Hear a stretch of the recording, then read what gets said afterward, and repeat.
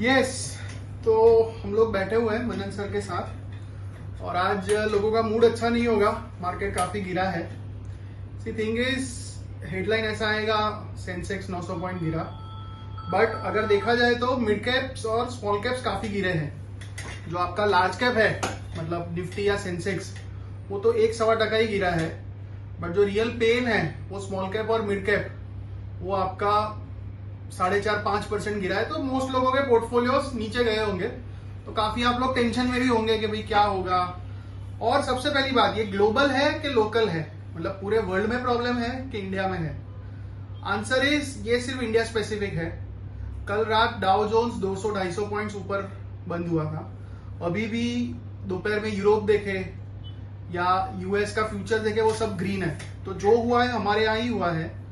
एक दो रीजंस हो सकते हैं, एक तो मार्च एंडिंग है तो कुछ टैक्स का किसी को लॉस बुक करना है, ऐसा कुछ हो सकता है। या ऐसा भी हो सकता है कि कुछ ऑपरेटर्स पे सेबी ने काफी स्ट्रिक्ट इंक्वायरी करी है, एक्शन है, रेगुलेटरी एक्शन है, कुछ लोगों के बैंक्स और वो सब मनी ट्रेल के पीछे पड़े, तो ये सारे भी फैक्टर्स हो सकते हैं। लेकिन मेन चीज यही है कि जो टेक्निकल्स है उस पर थोड़ा ध्यान देना पड़ेगा, और टेक्निकल्स के लिए मनन सर से अच्छा तो कोई है नहीं। तो let us see what Manan has to say. देखते हैं। हाय मेकिन, यस मनन सर, ये फोन को एक बार फोन से आपको छुट्टी दिलवा रहा हूं। यार तूने जो बोला वो एकदम सही है। जो पंगा है वो आज तो बहुत बड़ा पंगा हो गया इन्वेस्टर्स की वेल्थ के साथ। बेसिकली क्या होता है कि 3 इंडेक्सेस जो है, राइट, वो ज्यादातर लोग देखते हैं। एक है निफ्टी, एक है निफ्टी मिड कैप और एक है निफ्टी स्मॉल कैप। निफ्टी सिर्फ 1.5% गिरा, लेकिन निफ्टी अभी भी टेक्निकली बहुत स्ट्रांग है। उसने अपनी 50 डेज मूविंग एवरेज को नहीं तोड़ा है। उसकी 50 डेज मूविंग एवरेज जो है वो 21,800 के आसपास है। अगर वो 21,950 के आसपास जो आज क्लोज हुआ है, राइट, वो 21,800 के नीचे बंद हो जाता, राइट, तो बहुत बड़ी दिक्कत हो सकती थी। अभी उसका RSI भी 45-46 के आसपास है। सो निफ्टी में मैं इतना बैरिश नहीं हूं, राइट। लेकिन सबसे बड़ा पंगा जो है वो स्मॉल कैप में है। स्मॉल कैप इंडेक्स ने लास्ट ईयर 70% रिटर्न दिया था।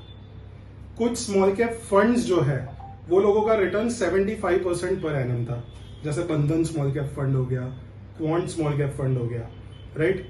वहां पे सबसे ज्यादा पंगा है, और वो जो स्मॉल कैप इंडेक्स है वो अपने 200 डेज मूविंग एवरेज के 4-5% की रेंज में आ चुका है।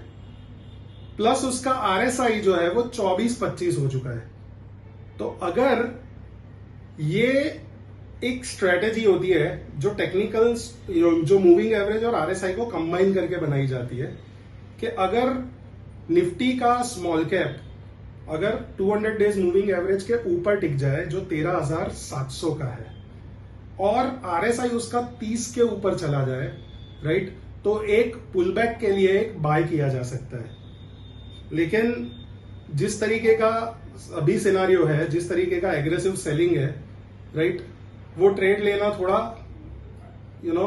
ज्यादा रिस्की हो सकता है। सो स्मॉल कैप में भी अभी ज्यादा कुछ मत कीजिए। भले आपको अच्छी अपॉर्चुनिटी दिख रही है कि 100 रुपए का शेयर मेरा 60 रुपए में मिल रहा है, 150 रुपए का शेयर मुझे अभी 80 रुपए में मिल रहा है, राइट, लेकिन अभी कोई ट्रेड मत लीजिए। मिड कैप जो है वो दोनों के एग्जैक्ट बीच में है, ठीक है। वो 100 डेज मूविंग एवरेज के ऊपर है, लेकिन उसका RSI जो है वो 30 के करीब है। सो मिड कैप एकदम अनडिसाइसिव है।